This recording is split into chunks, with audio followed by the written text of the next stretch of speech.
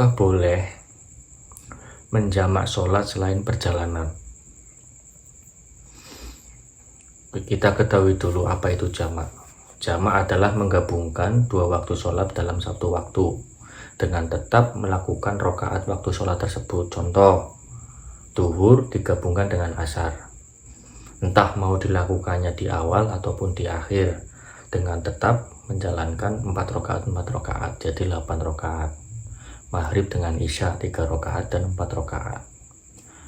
Itu dalam fikih Islam itu dijelaskan boleh menjamak sholat itu ketika siddatil khauf, kemudian dalam safar, marud sama mator, ketakutan, perjalanan, hujan, sakit.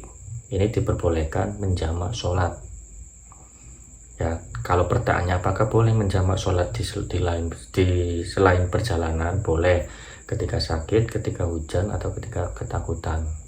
Ketika hujan dengan catatan kita sedang berjamaah sholat di masjid. Ya, itu dengan dan 4 ini itu ada plot-plotannya sendiri. Ketika kita menjamak dalam perjalanan itu boleh jamak takdim, boleh jamak akhir, boleh dilakukan awal waktu atau akhir waktu. Kalau kita menjamak sholat dalam keadaan hujan, hanya boleh menjamak takdim saja.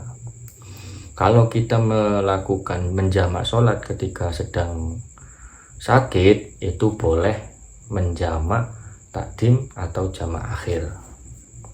Jadi jawabannya ketika mau menjamak sholat selain perjalanan itu boleh, ya ketika sakit atau ketika hujan. Tapi kalau hujan itu tidak alasan untuk menjamak sholat kalau sekarang, karena banyak transportasi, banyak alat untuk bagaimana kita bisa menghindari hujan tersebut, jas hujan atau payung. Kemudian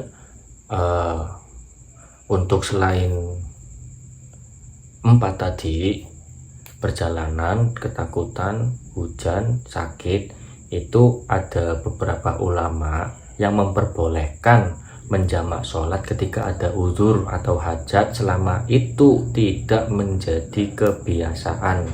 Artinya hajat itu bukan suatu yang akan kita lakukan setiap hari, setiap minggu, atau setiap tahun.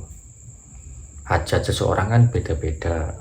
Contoh ketika ada kepala negara, pas Idul Fitri itu kebanyakan banyak tamu yang sowan, banyak tamu yang datang ke kediamannya sehingga tidak bisa kerepotan menerima tamu, itu boleh menjamak sholat. Tapi ya kita pinter-pinteran harus bisa mengatur waktu.